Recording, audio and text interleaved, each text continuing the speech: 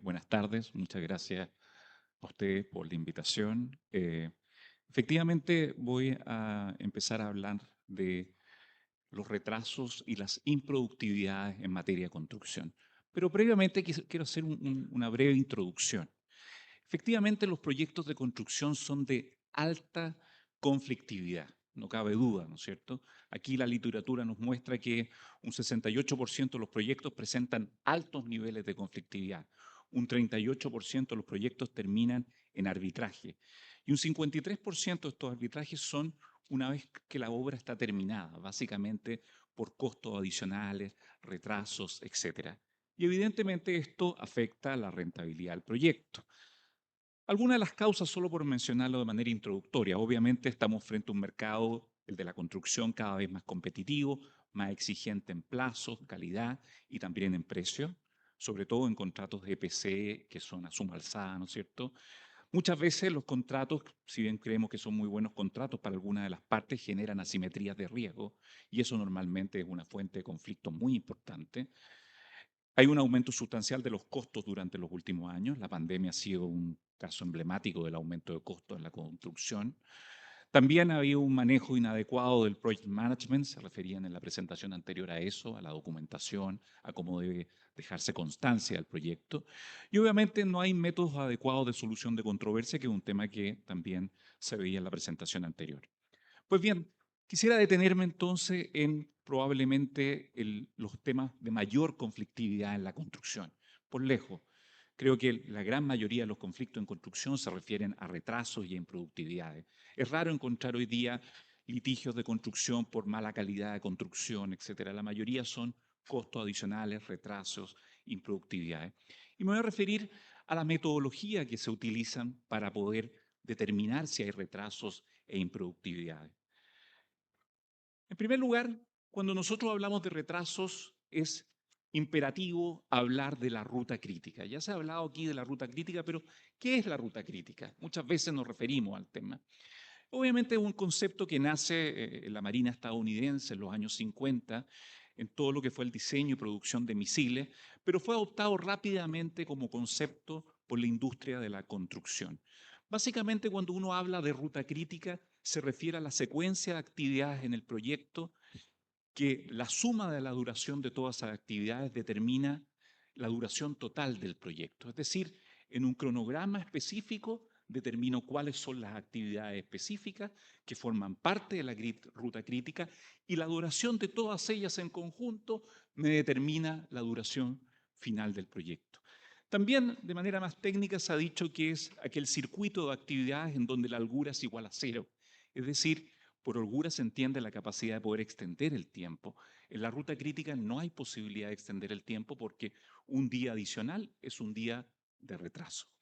Evidentemente es un método muy simple, optimiza la planificación del proyecto, permite elaborar cronogramas más eficientes, permite identificar riesgos, restricciones de tiempo y obviamente todos sabemos, somos especialistas en este tema, que es muy utilizado esta metodología en arbitrajes de construcción. Solo aquí un ejemplo. Aquí tenemos la construcción de una planta celulosa, por ejemplo. Primero tenemos en la línea roja todas las actividades que son críticas, es decir, que son parte de lo que hemos denominado ruta crítica propiamente tal.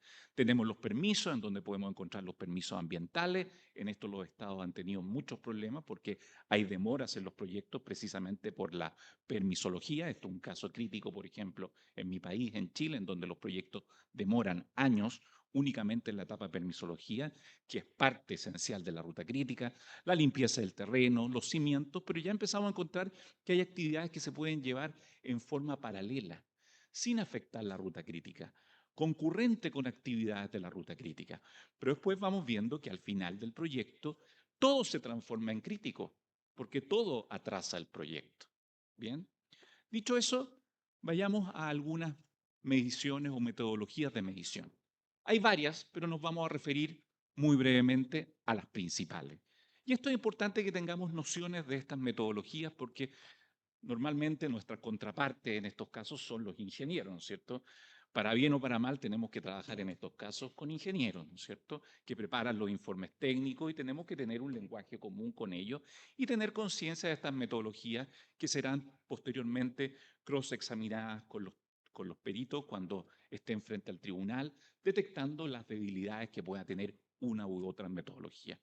Lo primero es determinar la metodología as-plan, es decir, cómo se planificó, versus as-built, es decir, cómo finalmente resultó.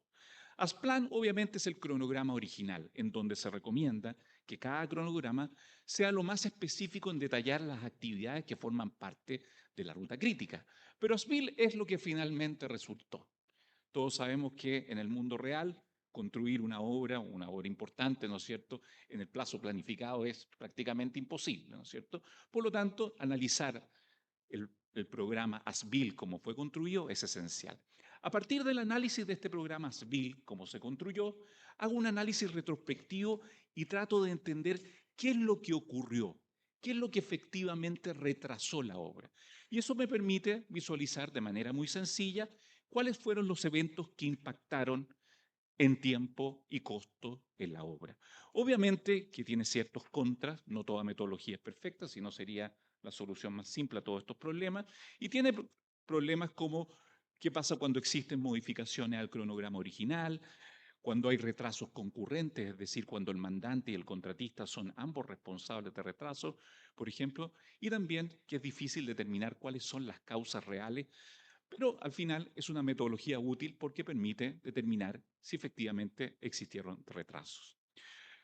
Un método más sofisticado, pero más complejo, es el método Collapses as Built o as Built but For. Es un método retrospectivo que toma el programa as built, es decir, el constructivo, lo que finalmente resultó, extrae los efectos de los retrasos que efectivamente ocurrió y determina qué habría pasado. Supongamos, por ejemplo, una protesta o un evento climático que hace imposible avanzar en la construcción. Analizo retrospectivamente el programa SBIL y veo cuál fue el impacto específico de ese evento. Por ejemplo, el evento climático. Y determino cuál fue el impacto final en la obra. Es un método simple, intuitivo, permite entender fácilmente dónde están los problemas de retrasos, pero nuevamente tiene contras en su aplicación práctica que obviamente no tiene en consideración aceleraciones u otros mecanismos que podrían haber aplicado el contratista después de un impacto. Obviamente en una obra de proporciones, con dificultades, los contratistas normalmente utilizan sus recursos para generar aceleraciones al programa original.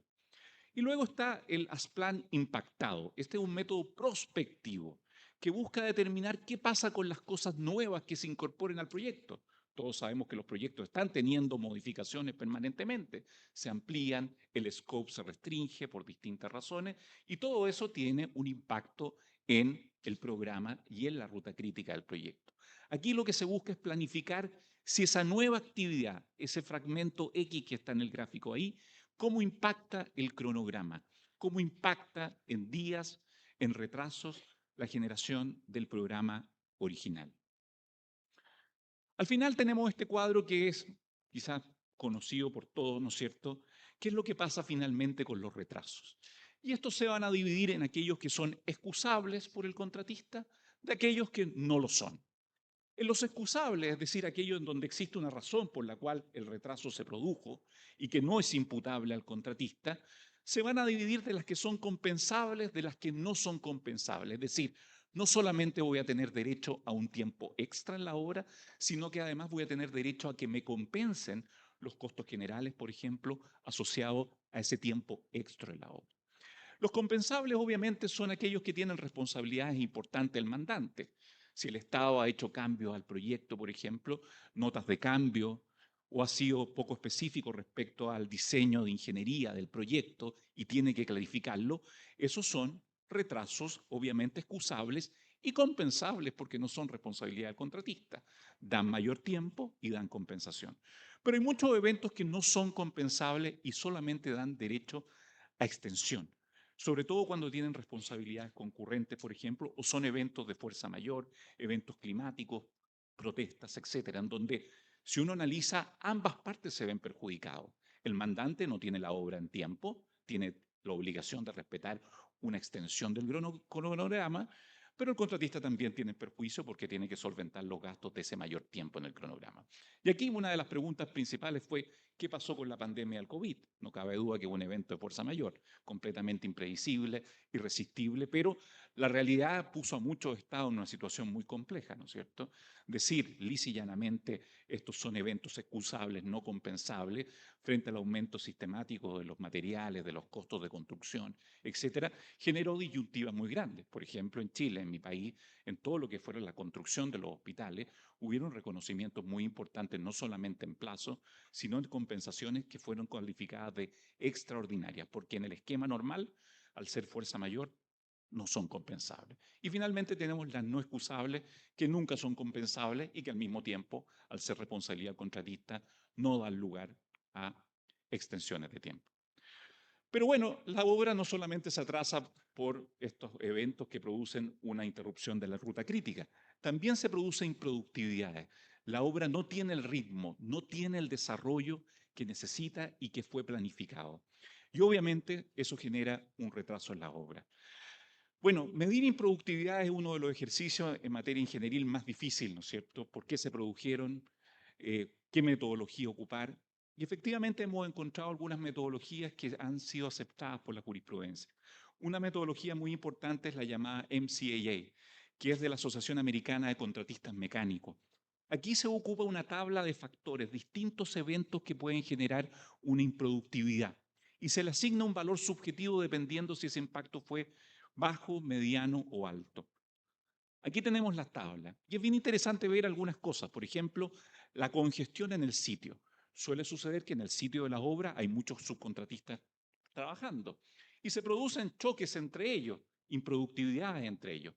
Esto, el método MCA determina que puede generar una congestión y esa congestión puede ser baja, mediana o alta. Lo mismo respecto a mal clima, mal uso del sitio, por ejemplo, fatiga del personal, el descanso que tiene que tener el personal. Esto va muy ligado a las decisiones de aceleración.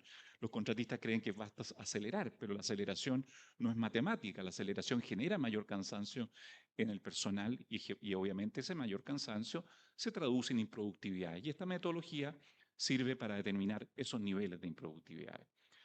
Para ir terminando, también está el método de la milla medida, o el measure mile. Es un método que a mí personalmente me gusta mucho, sobre todo para medir las HH del personal destinado a la ejecución del proyecto. Básicamente lo que hace es comparar dos periodos. Un periodo ideal en el desarrollo del cronograma, en donde no hubo ningún impacto. No hubo improductividades, no hubo eventos climáticos, no hubo protestas, todo funcionó relativamente bien. Y eso puede ser que durante el desarrollo de la obra se identifica determinados periodos en que se produjo el milagro del mundo perfecto. Bueno, esa es la productividad real que debiera haber tenido. Midámosla entonces con otros periodos que estuvieron impactados y veamos un análisis comparativo del mismo para efectos de determinar ese análisis comparativo, cuál es el nivel de improductividad. Es decir, comparo el ideal versus la situación real. Y finalmente, este es también un mecanismo que sirve mucho no solamente para los arbitrajes, sino para el project control del proyecto, ¿no es cierto? Para el control de costos y el control de avance. Este es un proyecto, esto es un mecanismo que se llama valor ganado o earned value. ¿Qué consiste? Es un método que permite que durante la ejecución del proyecto pueda comparar los costos en que ha incurrido durante el proyecto y los tiempos actuales en relación con lo que se planificó.